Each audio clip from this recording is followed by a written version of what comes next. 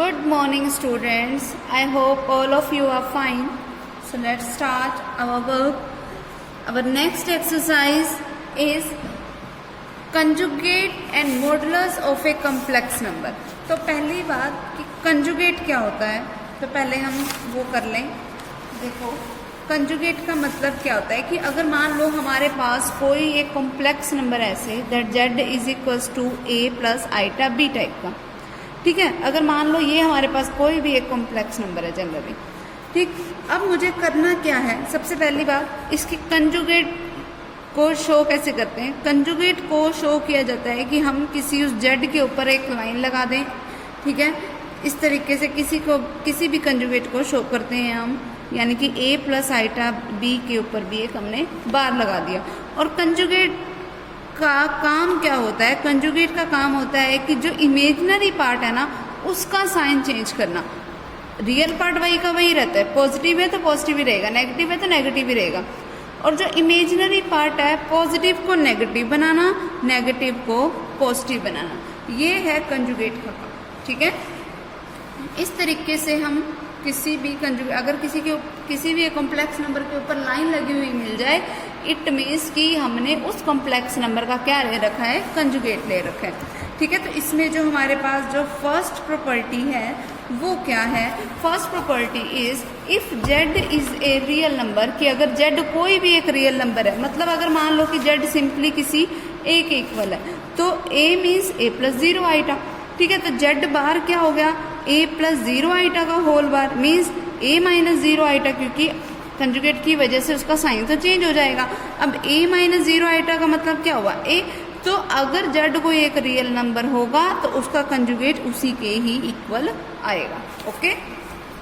उसके बाद next property देखो, if z is a complex number, अगर z कोई एक कॉम्प्लेक्स नंबर है देन z बार का bar is equals to z, कि अगर z कोई मान लो एक ऐसा कोई कॉम्प्लेक्स नंबर है तो z बार क्या होएगा मेरे पास, a minus iota b, means z bar का बार मुझे चाहिए, तो वो क्या होगा कि मैं a माइनस आइटा b का फिर से बार ले, जिसकी वैल्यू क्या आ गई, फिर से a प्लस आइटा b, यानी कि z बार का बार किसके इक्वल आ गया, a प्लस आइटा b. अब देखो a प्लस आइटा b किसके इक्वल था, z के ही था ना, तो इट मीन्स z बार का बार इक्वल्स टू ऑलवेज किसके होगा, z के, okay. Next is if z is a complex number, कि अगर z कोई भी एक कॉम्प्लेक्स नंबर है then z plus z bar equals to किसके होएगा, two times of real of z के. देखो z अगर मान लो ये वाला कोई कॉम्प्लेक्स नंबर है तो z बार ये है, तो देख लो अब z प्लस z बार करके क्या आएगा, a plus iota b plus a minus iota b. Iota b से आइटा b कैंसिल तो क्या आ गया, two times of a. Two times of a का मतलब क्या है, रियल ऑफ z ना, ये रियल पार्ट है, ये इमेजिनरी पार्ट है, तो क्या आ गया, two times of real of z. अगर यही मुझे z माइनस z बार बताना होता तो क्या आता है, a plus iota b minus में a माइनस आइटा b, मतलब a plus iota b minus a plus iota b. Minus के अंदर मल्टीप्लाई करवाई तो उसके साइन चेंज हो गए. अब a से a cancel, iota b plus iota b is two times of iota b, it means two times of imaginary part of z, okay. Next is कि z into z bar is always greater than equals to zero. अब देखो अगर z की value a plus iota b है, z bar की value ये है, तो z इंटू जेड बार क्या बनेगा, a plus iota b into a minus iota b. अब मल्टीप्लाई करा के देखो, a की a से कराई a स्क्वायर, a की माइनस आइटा b से कराई तो minus iota a b, iota b की a से कराई तो plus iota a b, iota b की माइनस आइटा b से कराई तो minus iota square b square, ठीक है. अब आइटा ए बी से आइटा ए बी कैंसल, बचा क्या, ए स्क्वायर. फिर आइटा स्क्वायर की वैल्यू क्या आती है, माइनस वन, तो minus minus plus B square. तो z इंटू जेड बार की वैल्यू क्या आई, a square plus B square. अब देखो किसी क्वांटिटी का स्क्वायर करोगे रिजल्ट क्या आएगा, पॉजिटिव. फिर किसी और क्वांटिटी का स्क्वायर करोगे तो फिर से रिजल्ट क्या आएगा, पॉजिटिव. तो positive plus positive is another positive, यानी कि value is always greater than equals to zero, okay. Next is if z1 and z2 are two complex number then z1 plus z2 का whole bar is equals to z1 bar plus z2 bar. देखो ये simple properties हैं, z1 अगर इसके equal है, z2 अगर इसके equal है, तो z1 बार क्या होगा, साइन चेंज हो गया आइटा वाले टर्म्स का. हो गया। फिर Z1 प्लस Z2 करके देखो, मतलब इन दोनों को सिंपली ऐड करके देखा तो रियल पार्ट अलग कर लिए, मीन्स बन गया A प्लस सी, और ये आइटा वाले पार्ट्स मैंने अलग कर दिए, plus iota times of B plus D। अब अगर लेफ्ट साइड क्या है, मुझे Z1 प्लस Z2 का होल बार लेना है। अब होल बार जब मैं लूंगी तो real part as it is, और ये जो प्लस वाला आइटा वो किस में चेंज हो जाएगा, minus iota times of B plus D, ये हो गया। फिर आइटा के अंदर मल्टीप्लाई करवा दी और उनको सेपरेट कर लिया, तो क्या फॉर्म बनेगी, A minus iota B plus C minus iota B। अब A माइनस आइटा B का मतलब क्या था, Z1 बार, और C माइनस आइटा D का मतलब क्या था, Z2 बार। तो हो गया ना ये प्रूफ, क्लियर। सेम उसी तरीके से अगला भी ऐसे ही करना है, ठीक है। उससे अगला देखो, जब मुझे उनकी मल्टीप्लिकेशन करनी है, ये भी हमारा सिंपल है।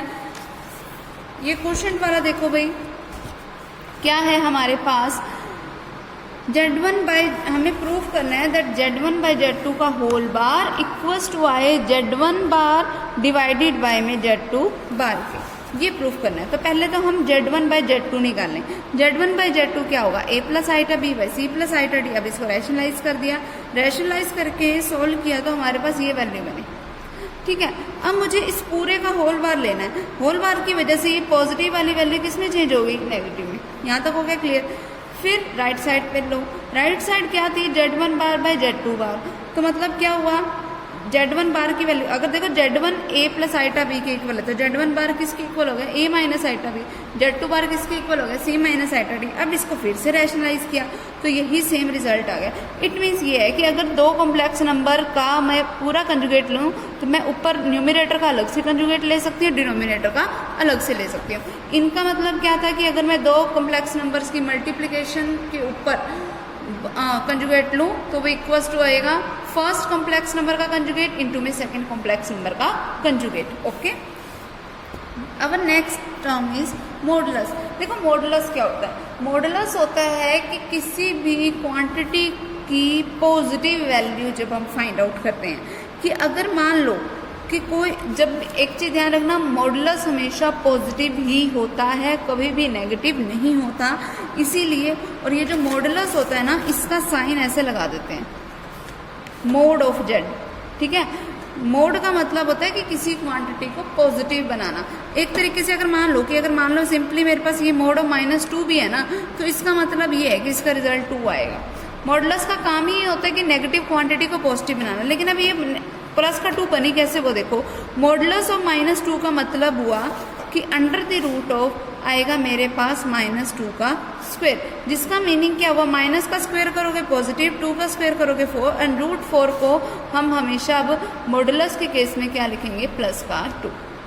ओके, मॉडुलस का काम है मतलब किसी भी नेगेटिव क्वांटिटी को भी पॉजिटिव बनाना। अगर मान लो मेरे पास कोई एक जेड को एक कॉम्प्लेक्स नंबर है A प्लस आइटा B, तो इसी का मॉडुलस क्या होगा, मॉडुलस ऑफ जेड होगा equals to under the root of जो रियल पार्ट है उसका स्क्वायर प्लस जो इमेजिनरी पार्ट है उसका भी स्क्वायर। तो मॉडुलस ऑफ जेड क्या आ जाएगा, root of A square plus B square. Okay, अब इनकी प्रॉपर्टीज देखो। फर्स्ट प्रॉपर्टी क्या है, फर्स्ट प्रॉपर्टी इज कि अगर मैं z इंटू जेड बार करूँ ना, तो वो मॉडुलस ऑफ जेड के स्क्वायर क्या आता है। तो लेफ्ट साइड लेके देख लो, z क्या है, A plus iota B, Z bar का मतलब क्या हुआ, A माइनस आइटा B। ठीक है, अब इनकी मल्टीप्लाई करो, फॉर्मूला बन रहा है A plus B into A minus b, मतलब A स्क्वायर माइनस में B का स्क्वायर, जिसका मीनिंग क्या हुआ, A स्क्वायर, अब माइनस एज इट इज, फिर आइटा स्क्वायर बनेगा जिसकी वैल्यू वैसे ही माइनस का 1 होती है, तो माइनस माइनस प्लस और फिर B स्क्वायर।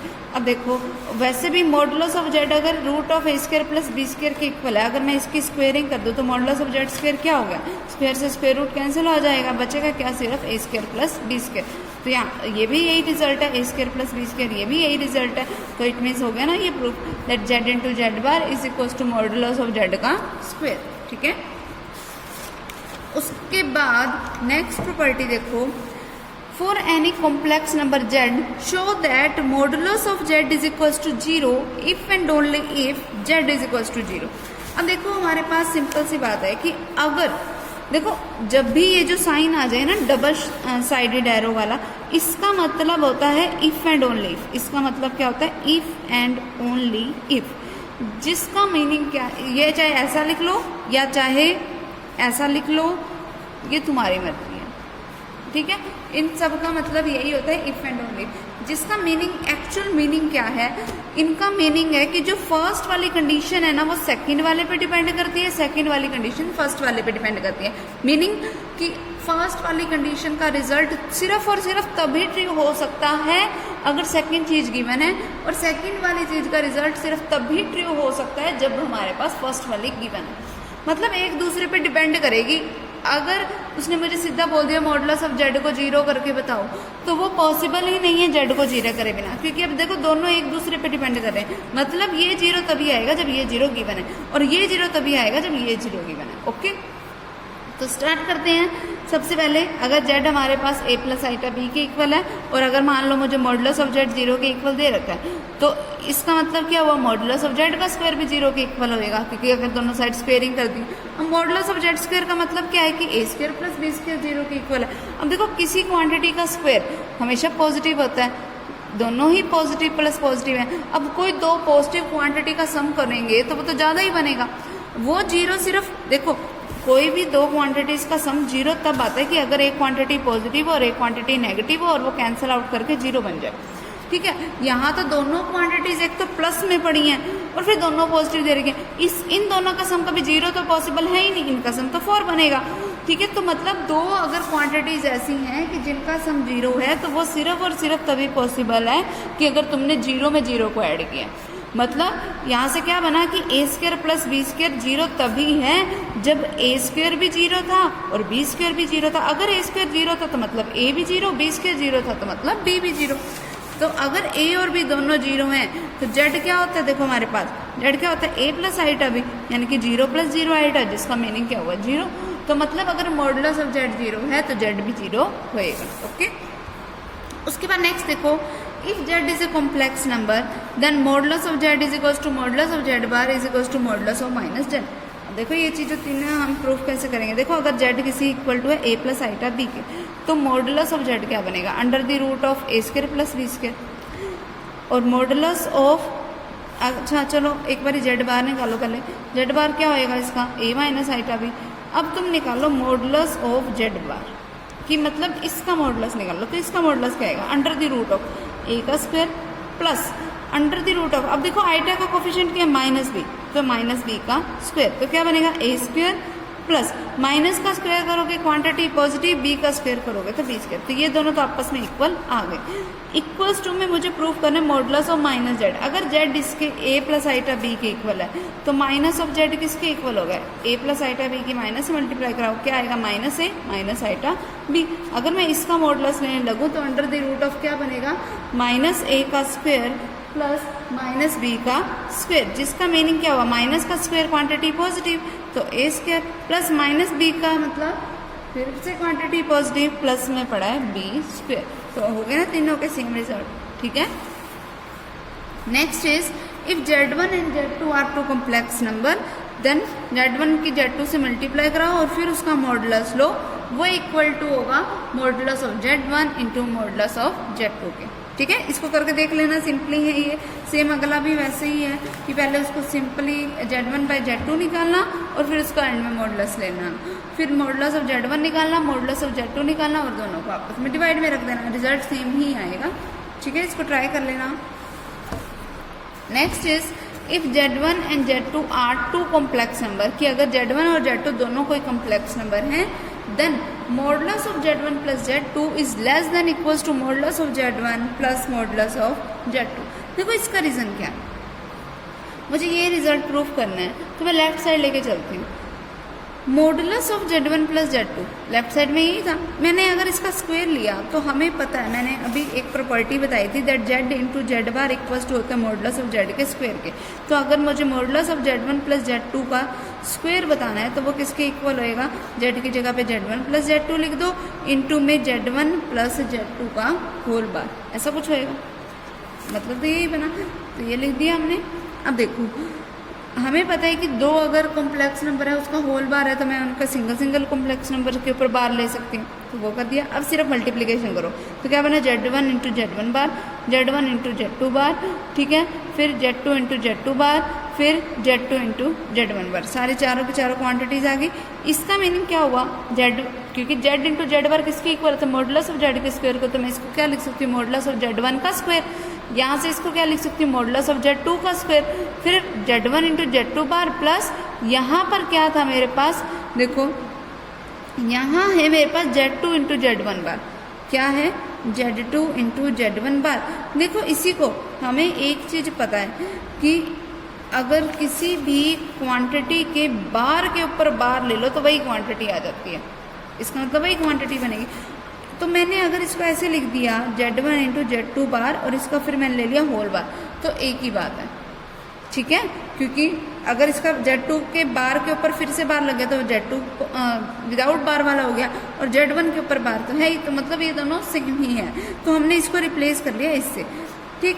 तो यहाँ पर ये सेम एज इट इज़ आ गया, ये भी एज इट इज़ आ गया, प्लस अब इन पे आओ, हमें पता है कि Z प्लस Z बार किसके इक्वल होता है, 2 times of real of Z के।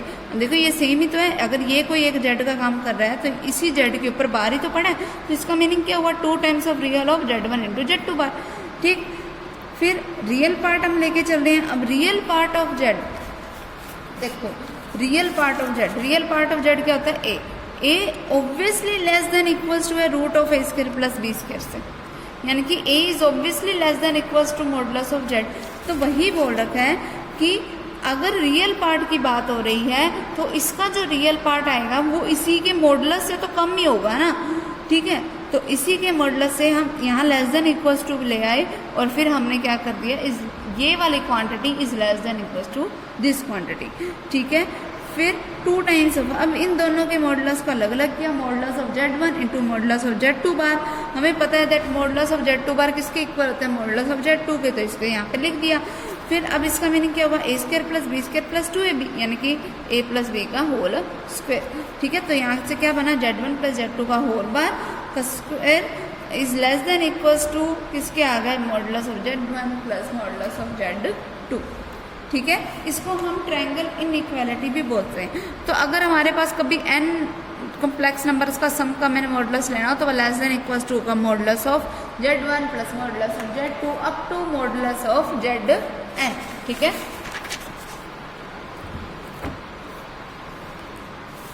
नेक्स्ट इज कि अगर Z1 और Z2 कोई भी 2 कॉम्प्लेक्स नंबर हैं, then modulus of Z1 minus modulus of Z2, कि पहले मैंने मॉडुलस ऑफ Z1 लिया, मॉडुलस ऑफ Z2 लिया, उनका आपस में माइनस करके फिर से एक कंप्लीट मॉडुलस ले लिया, कि इसकी जो वैल्यू होगी वो लेस देन इक्वल्स टू होगी modulus of Z1 minus Z2 से। अब ये हम कैसे प्रूफ करेंगे वो देखो मॉडुलस ऑफ Z1 को लिख सकते हो, Z2 ऐड भी कर दिया, सब्ट्रैक्ट भी कर दिया, ठीक। अब कोई भी 2 क्वांटिटीज, अगर मान लो इसको तो मैं एक सिंगल क्वांटिटी मान लो, तो 2 कॉम्प्लेक्स नंबर का total modulus less than equals to होगा modulus of Z1 plus modulus of Z2 की। अभी पिछली प्रॉपर्टी यही तो की थी, that modulus of Z1 plus Z2 is less than equals to modulus of Z1 plus modulus of Z2। तो हमने इसी प्रॉपर्टी का यहाँ पर यूज़ किया है, ठीक है। ये कर दिया हमने यूज़, यहाँ पे इसको बना दिया मैंने इक्वेशन नंबर फर्स्ट। सेम उसी तरीके से मॉडुलस ऑफ Z2 लो, अब Z1 को ऐड और सब्ट्रैक्ट करो, तो इसका मीनिंग क्या हुआ, modulus of Z2 minus Z1 plus modulus of Z1 हो गया इतना। फिर इन दोनों को आपस में माइनस कर दो, तो modulus of Z1 minus modulus of Z2 यही बनेगा। आपस में मैंने माइनस किया तो ये लेस देन इक्वल्स टू देखो किसके आया, modulus of Z2 minus Z1 क्या आएगा, सिंपल सी बात है। देखो अगर मान लो, चलो और कोई चक्कर में ना पड़ो, चलो अगर मान लो तुम इसको इधर ही ले आए, तो modulus of Z2 minus modulus of Z2 is less than equals to modulus of Z2 minus Z1, ठीक। Modulus of Z2 minus modulus of Z1 is less than equals to, देखो अगर मैं इसमें से माइनस कॉमन ले लूँ तो ये बन गया। अब मॉडुलस का काम ही होता है कि नेगेटिव क्वांटिटी को पॉजिटिव बनाना, तो इसने इसको पॉजिटिव बना दिया, ठीक। फिर इतना जब बन गया इसमें से भी तुम माइनस कॉमन ले सकते हो, इस साइड से भी मैंने माइनस कॉमन ले लिया। अब देखो फर्स्ट इक्वेशन ये कह रही थी कि modulus of Z1 minus modulus of Z2 किससे लेस था, लेस देन इक्वल्स टू किसके था, modulus of Z1 minus Z2 के। और सेकंड इक्वेशन क्या कह रहे हैं हम कि minus of modulus of Z1 minus modulus of Z2 less than equals to किसके है, modulus of Z1 minus Z2। दोनों ही क्वांटिटी सेम चीज़ से लेस हैं। तो अगर मैं इन दोनों को कंबाइन करके लिखूँ, देखो एक बारी पॉजिटिव है एक बारी नेगेटिव, तो यानी कि इनका जो मॉडुलस होएगा ना, मॉडुलस चाहे अंदर फिर क्वांटिटी पॉजिटिव है चाहे नेगेटिव है, तो वो हमेशा इसी सेम क्वांटिटी से क्या रहेगा, लेस ही रहेगा। ठीक है, मैंने प्लस और माइनस वाली दोनों अलग अलग जो इक्वेशंस थी दोनों को कंबाइन करके सीधा उस पर क्या लगा दिया, कंप्लीट मॉडुलस। ठीक है, अब ये नेक्स्ट वाली प्रॉपर्टी अपने आप करना, सिंपल फॉर्मूले लग रहे हैं, a प्लस बी का होल स्क्वायर वाला और a माइनस बी का होल स्क्वायर वाला, ये अपने आप करना। एक्सरसाइज के सम स्टार्ट कर रहे हैं हम इसकी। देखो फर्स्ट सम क्या है हमारे पास, find the conjugates of the following, कि जो हमें दे रखे हैं हमें उनके क्या फाइंड आउट करने हैं, कंजुगेट निकालने हैं। तो मान लो जैसे अब मुझे कंजुगेट निकालने के लिए ना एक सिंपल सी बात है, जैसे मेरे पास ये क्वांटिटी है 3 माइनस 2 आइटा, इंटू में पड़ा है 2 प्लस 3 आइटा, डिवाइडेड बाय में पड़ा है 1 प्लस 2 आइटा, इंटू में पड़ा है 2 माइनस आइटा। अगर जैसे मुझे इसका कंजुगेट निकालना है तो एक तो कंजुगेट निकालने का तरीका होता है कि पहले इसको सिंपल कॉम्प्लेक्स नंबर में चेंज करो और फिर इसको कंजुगेट ले लो। ठीक है, या इस पर डायरेक्ट भी कंजुगेट अप्लाई कर सकते हो, क्योंकि हमने ये चीज़ पढ़ी है that modulus of Z1 into Z2 का अगर होल कंजुगेट मैं लूँगी तो वो Z1 का कंजुगेट इंटू Z2 का कंजुगेट आएगी, तो मतलब मैं इन सब पे अलग अलग से कंजुगेट अप्लाई कर सकती हूँ। तो ये क्या बन गया 3 प्लस 2 आइटा, और यहाँ से क्या बन गया देखो 2 माइनस 3 आइटा, यहाँ से क्या बना कंजुगेट लेने के बाद 1 माइनस 2 आइटा, और यहाँ से क्या बना 2 प्लस आइटा। अब इनकी सिंपली मल्टीप्लिकेशन कराओ, 3 इंटू 2 6, फिर 3 इंटू माइनस 3 आइटा यानी माइनस 9 आइटा, फिर प्लस में आएगा 4 आइटा, यहाँ से आएगा माइनस का 6 आइटा स्क्वायर, आइटा स्क्वायर की वैल्यू होती है -1 तो प्लस का 6 आ गया, फिर 1 into 2 2, 1 into iota iota, -2 iota into 2 -4 iota, -2 iota into iota -2 iota square. अब आइटा स्क्वायर की वैल्यू -1 होती है तो ये प्लस का 2 हो गया।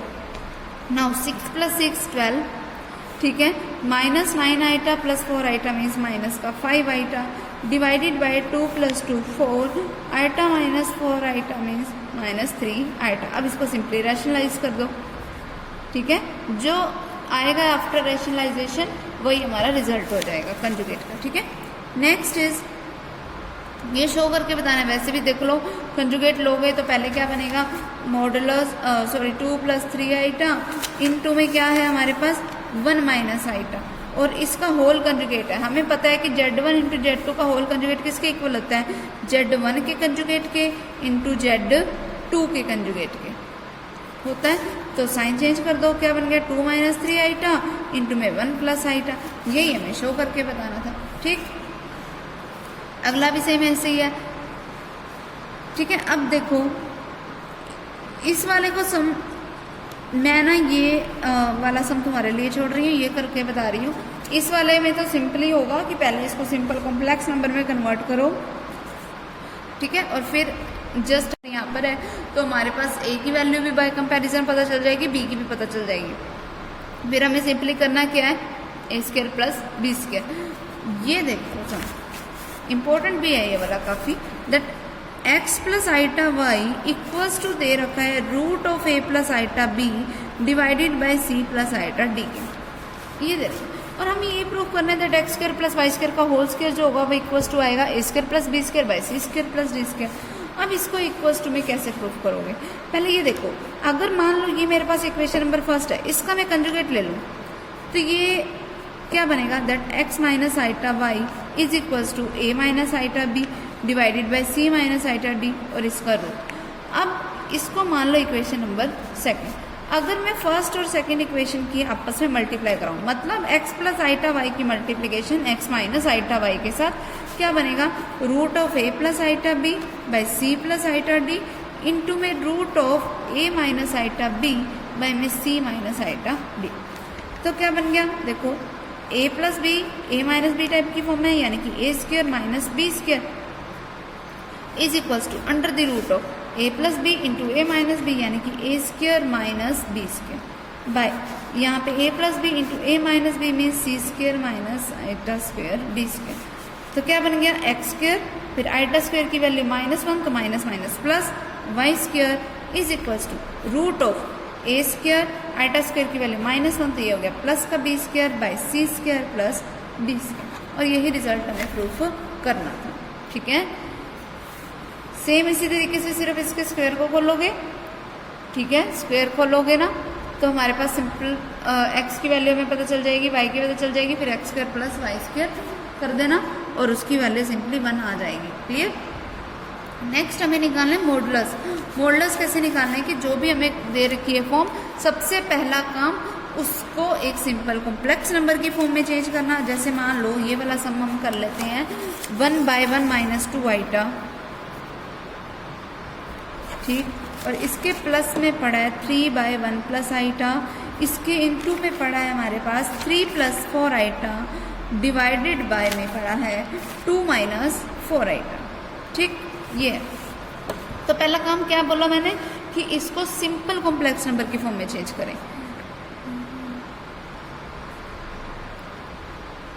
देखो ये फॉर्म है। देखो सबसे पहली चीज इनका मुझे एलसीएम लेना है। एलसीएम क्या आएगा 1 - 2 आइटा इंटू में 1 प्लस आइटा। अब 1 की मल्टीप्लिकेशन किसके साथ होएगी 1 प्लस आइटा के साथ, प्लस 3 की मल्टीप्लिकेशन किसके साथ होएगी 1 - 2 आइटा के साथ। एलसीएम ये बनेगा और ये वाली टर्म जो थी वो एज इट इज लिख ली। ठीक, अब 1 की 1 प्लस आइटा के साथ मल्टीप्लिकेशन 1 प्लस आइटा प्लस 3 की 1 के साथ 3 - 6 आइटा डिवाइडेड बाय, इनकी आपस में मल्टीप्लिकेशन कराओ 1 की 1 के साथ 1 की आइटा के साथ आइटा, -2 आइटा की 1 के साथ -2 आइटा, -2 आइटा की आइटा के साथ तो माइनस का 2 आइटा स्क्वायर, और इसकी मल्टीप्लिकेशन होगी 3 + 4 आइटा बाय 2 - 4 आइटा के साथ। हो गया। अब इसका मीनिंग क्या हुआ 1 + 3 means 4 iota -6 iota means -5 iota, फिर 1। अब देखो यहाँ पर हमारे पास क्या बना हुआ है 1 और यहाँ से है आइटा स्क्वायर। देखो आइटा स्क्वायर की वैल्यू होती है -1, माइनस माइनस क्या हो गया प्लस का 2 हो गया ये। अब 1 + 2 मीन्स 3, फिर iota -2 iota means minus iota. अब इसकी मुझे मल्टीप्लिकेशन करानी है 3 + 4 आइटा डिवाइडेड बाय 2 - 4 आइटा के साथ। ठीक, तो इनकी आपस में मल्टीप्लिकेशन कराओ। 4 × 3 12, 4 × 4 iota 16 iota, -5 iota × 3 -15 iota, -5 iota × 4 iota -20 iota square, whole divided by 3 × 2 6, 3 × minus का 4 आइटा माइनस का 12 iota, minus iota × 2 -2 iota, minus iota × -4 iota means plus का 4 आइटा स्क्वायर, जिसका मीनिंग क्या हुआ 12। अब देखो आइटा स्क्वायर की वैल्यू -1 तो माइनस माइनस प्लस का 20 हो गया, फिर 16 iota -15 iota means iota divided by 6, और यहाँ से आइटा स्क्वायर की वैल्यू -1 है तो क्या बन गया माइनस का 4, 6 - 4 मीन्स 2, फिर -12 आइटा -2 आइटा मीन्स -14 आइटा। अब इनका टोटल क्या बना 32 प्लस आइटा, यहाँ से क्या है मेरे पास 2 - 14 आइटा। यहाँ की वैल्यू क्या है value 32 plus iota by 2 - 14 iota. अब इसको रैशनलाइज करो। ठीक है, इस तरीके से रैशनलाइज किया, क्या बना 32 × 2 64, 32 की अब मैं मल्टीप्लाई करवाऊंगी किसके साथ 14 आइटा के साथ, फिर आइटा की करवाऊंगी 2 के साथ, फिर आइटा की 14 आइटा के साथ तो -14 आइटा स्क्वायर। ठीक है, इसी तरीके से नीचे वाले टर्म्स की तो a² - b² टाइप की फॉर्म बन गई। क्यों, क्योंकि a - b × a + b type की फॉर्म है। तो क्या बनेगा 2 का स्क्वायर -14 आइटा का होल स्क्वायर। ठीक है, क्या आएगा हमारे पास रिजल्ट। देखो जो भी एक सिंपल कॉम्प्लेक्स नंबर आ गया, यहाँ से अब ये सिंपल कॉम्प्लेक्स नंबर की फॉर्म बन जाएगी ना।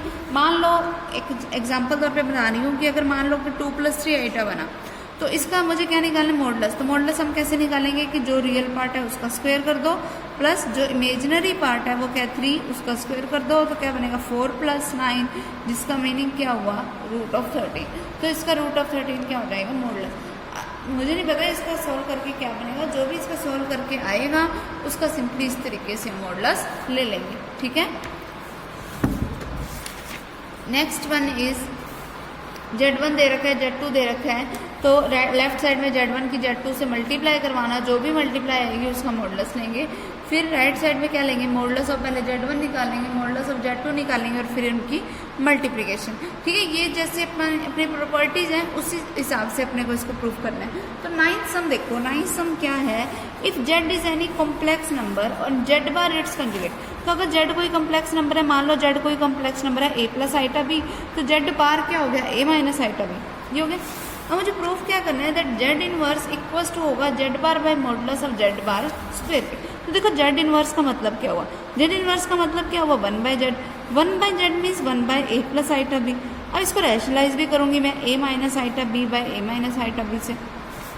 अब ऊपर क्या बन गया A - आइटा B, नीचे देखो A + B A - B, यानी कि A² - B² टाइप की फॉर्म है, यानी कि A² - आइटा B का स्क्वायर, यानी कि Z इनवर्स किसके इक्वल आया, A - iota B divided by A²। अब देखो आइटा स्क्वायर, आइटा का स्क्वायर रहेगा, वैल्यू क्या आती है उसकी -1, बाहर एक माइनस पहले पड़ा है तो माइनस माइनस प्लस, फिर यहाँ क्या आ गया B²। अब देखो A - आइटा B का मतलब क्या है, Z bar divided by A² + B² का मतलब देखो मॉडुलस ऑफ Z किसके इक्वल होएगा, √A² + B² के। अगर मैं इसी का मॉडुलस का ही स्क्वायर कर दूं तो स्क्वायर से स्क्वायर रूट कैंसिल हो जाएगा, तो क्या बनेगा A² + B²। तो इसका मीनिंग हो गया ना मॉडुलस ऑफ Z का स्क्वायर। तो हमें यही प्रूव करना था कि जो Z इनवर्स है वो किसके इक्वल है, Z कंजुगेट डिवाइडेड बाय में मॉडुलस ऑफ Z का स्क्वायर, ठीक है। तो ये हमारा इसका रिजल्ट हो जाएगा 9th सम, ठीक है। Next one is 10th sum. 10th sum मैंने अभी तुम्हें बताया ही था कि अगर हमारे पास मॉडुलस ऑफ Z 0 के इक्वल दे रखा है तो Z 0 के इक्वल होएगा, बताया ही था अभी। इफ एंड ओनली इफ का केस है, पीछे था ना बिल्कुल सेम ऐसा प्रॉपर्टी, ये देखिए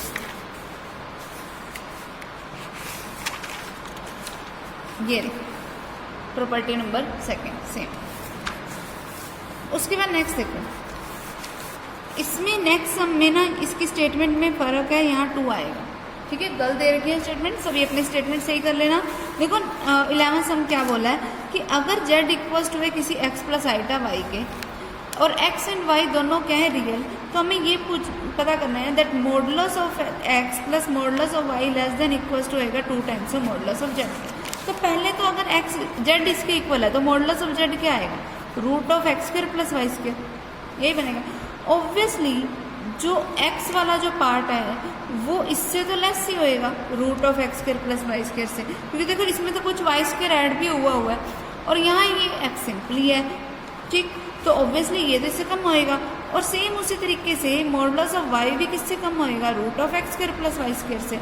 अगर मैं इन दोनों को ऐड कर दूँ that modulus of x + modulus of y less than equals to किसके होएगा, ये 2 टाइम हो जाएगा √x² + y², जिसका मीनिंग क्या हुआ that modulus of x + modulus of y is less than equals to 2 times of modulus of z, ठीक है। ये इसका रिजल्ट हो जाएगा। Next sum is last sum of this exercise, if 2 complex numbers Z1 and Z2 are such that, कि अगर कोई 2 complex number Z1 और Z2 इस तरीके से हैं that modulus of Z1 equals to है मॉडुलस ऑफ Z2 के, is it necessary that Z1 is equals to Z2। तो वो पूछ रहा है कि क्या ये जरूरी है कि Z1 और Z2 भी एक दूसरे के इक्वल हों, तो क्या ये जरूरी है, ये हमें बताना है इसका रिजल्ट। तो देखो अब हम इसको करने के लिए करेंगे क्या, सबसे पहले देखो, सबसे पहले अगर मान लो कि Z1 है किसी A + आइटा B के इक्वल, अगर Z2 है किसी C + आइटा D के इक्वल, तो मॉडुलस ऑफ Z1 किसके इक्वल आ गया, √A² + B² के, एंड मॉडुलस ऑफ Z2 किसके इक्वल आ गया, √C² + D²। हो गया इतना। अब देखो ये दोनों मुझे आपस में मॉडुलस इक्वल दे रखे हैं, मतलब root of a square plus B square जो है ना वो इक्वल्स टू दे रखे हैं root of c square plus d square के। इसका मतलब तो यही हुआ।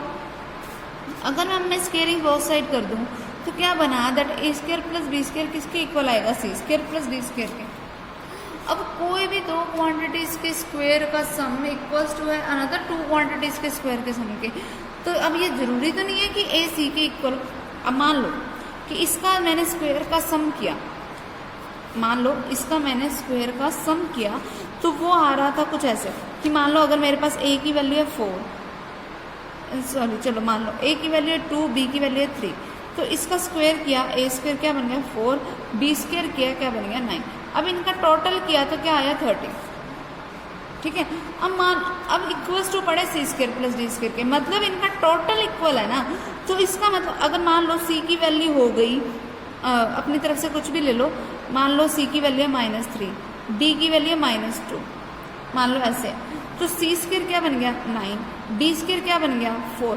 अब भी तो इनका टोटल 13 के इक्वल है। तो टोटल इक्वल होने से ऐसा तो नहीं कह सकती कि मैं ए और सी आपस में इक्वल है, क्योंकि ए की तो वैल्यू 2 है और सी की वैल्यू -3 है, बी की वैल्यू 3 है और डी की वैल्यू -2 है। तो अगर इनके मॉडुलस इक्वल है तो ये जरूरी तो नहीं है कि Z1 और Z2 खुद भी इक्वल हो, वो अनइक्वल भी तो हो सकते हैं। अब समझ, तो यही हमें इसमें बताना था। ओके, तो ये एक्सरसाइज हमारी कंप्लीट हो गई। नेक्स्ट टाइम हम अपनी नेक्स्ट एक्सरसाइज स्टार्ट करेंगे।